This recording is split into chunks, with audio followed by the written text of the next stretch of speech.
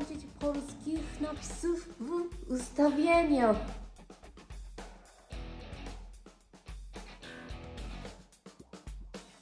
こちらポーランドのカニカマです。名前はスリミスティックス。こちらでカニカマの名前はだいたいスリミという名前で売っています。中身はこんな感じで、日本のカニカマみたいにきちんとこうやって包装されて入ってます。これ全部まず開けます。はい、全部で16本 250g。 これ全部使います。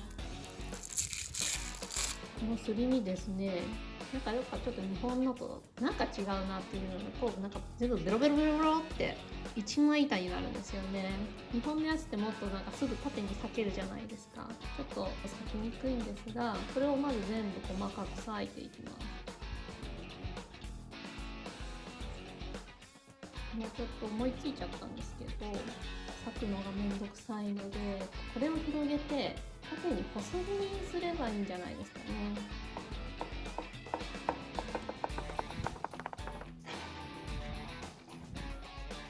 この方が何十倍も早いです。なんで気がつかなかったので、こんな感じですり身がバラバラになれば OK です。はい、こちらそうすり身、日本ではカニカマですけどポーランドではすり身。これ売ってるのきっとお寿司の重量なんだと思うんですよね。だいたい福巻き寿司にこのカニカマ入れてるところが多いので、カニカマがポーランドでも買えるんです。ちょっと日本と比べちゃうとあれっていう部分はありますけど、それでも買えるだけありがたい。このすり身は今回はリドルで買いました。こちらのカニカマはほぼ冷凍で売ってるんですね。買える場所はリドルの冷凍コーナー、または大型スーパーマーケットの冷凍コーナーでも見かけるので、比較的手には入りやすいかと思います。もちろんこれは本物のカニではないですけど、ホワイトソースの中に入れるととてもいい出汁が出るのですごく美味しくなりますよ。では玉ねぎをみじん切りにしていきます。バター入れます。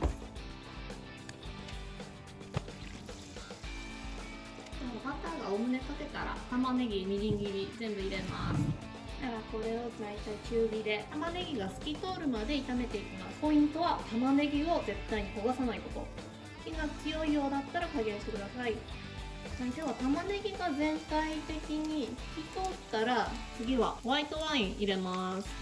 火を強火にして白ワインの水分を飛ばしていきます。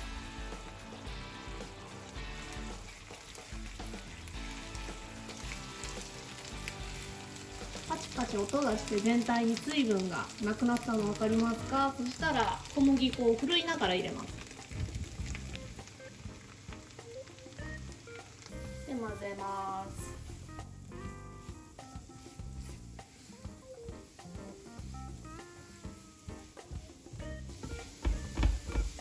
全体がきれいに混ざって小麦粉の粉気がなくなったら、次牛乳3分の1ぐらい入れちゃいます。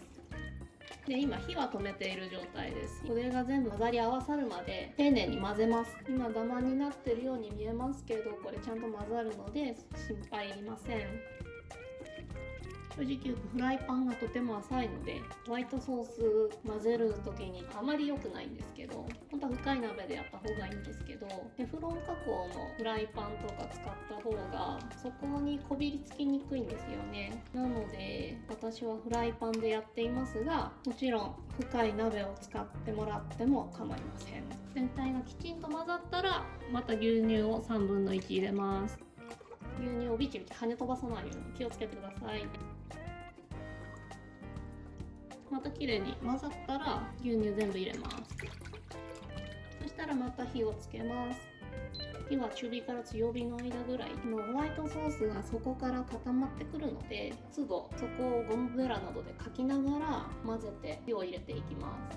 見た目には分かりにくいと思うんですが、そこが少しずつ今固まってきたんですね。そしたら中火にします。ホワイトソースこのまま放っておいてしまうと鍋底で焦げてホワイトソースではなくなってしまうので、それは注意してください。少しずつ今固まってきました。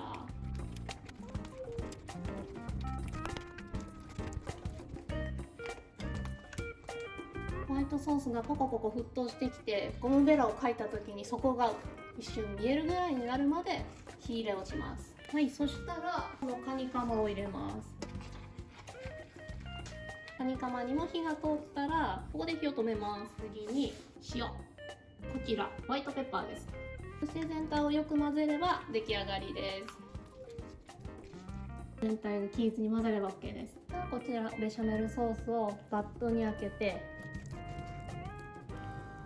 ここに落としラップをします。このベシャメルの表面に空気が触れないようにしっかりとラップをかぶせてあげます。これが冷めるまでこのまま放置します。もしラップがない場合は表面にバターを塗ってもいいです。こちらが冷えましたら一晩冷蔵庫で寝かせます。こちらは一晩冷蔵庫で寝かせたホワイトソースです。まずナイフで切れ目を入れていきます。これで全部で24等分です。次はコロッケを成形していくんですけど、まずバットにこちら小麦粉です。あとはこれ油です。まず手に油を塗ってベシャメルソース手に取りますね。そしたら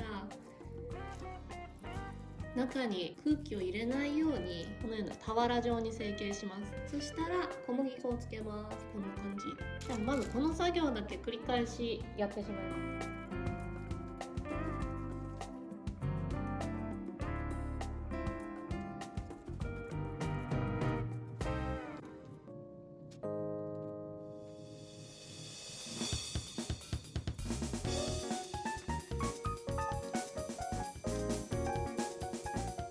粉をつけて丸めた生地を小1時間冷凍庫に入れます。はい、こちら冷凍庫で小1時間休ませて周りが硬くなって作業がしやすくなりました。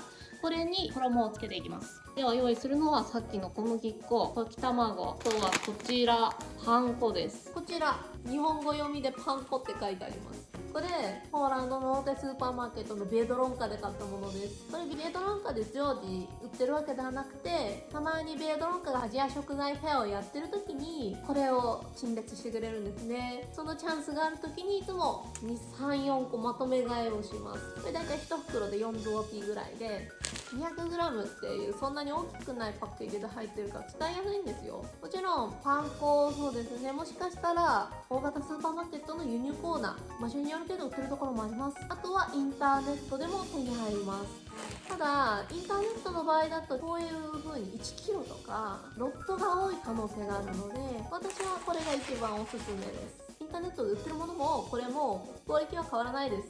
パン粉適量開けますね。これちょっと目が少し粗いんですよ。なのでこれこうやって揉んでパン粉の大きい粒を崩してあげる感じです。少し細かくします。パン粉が先ほどより少し細かくなれば OK です。これさっき小麦粉につけましたけど、ちょっともう一回しっかり小麦粉つけます。そしたら次卵つけたらパン粉です。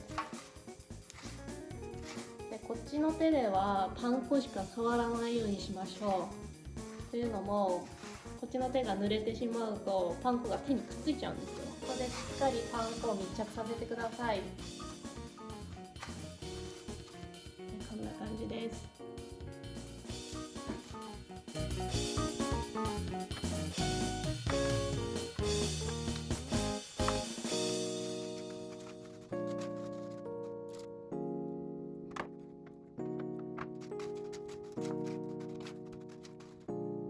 衣をつけ終えたコロッケは本日食べない分は冷凍庫に入れましょう。こちら余ってしまったものはこれ冷凍保存をして次回また揚げ物をやるときに使いましょう。では家にこのとんかつソースがない時のソースの作り方を教えます。ケチャップ、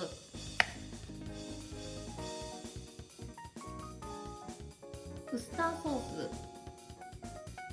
ス混ぜます。ご飯が炊けました。はい、そしてこちら蜂蜜です。こちら全部がきれいに混ざれば OK です。はい、そしたらこちら180度の壁の温度の油で揚げていきます。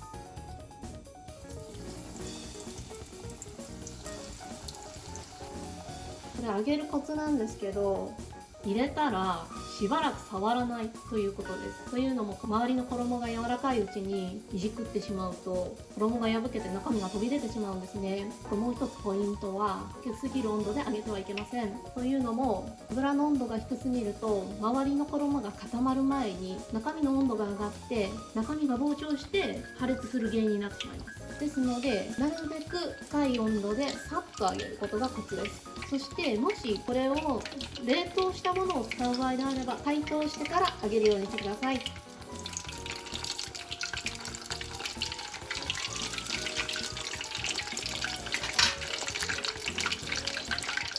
油の温度が高いのなら調整してくださいね。全体がカラッと揚がれば大丈夫です。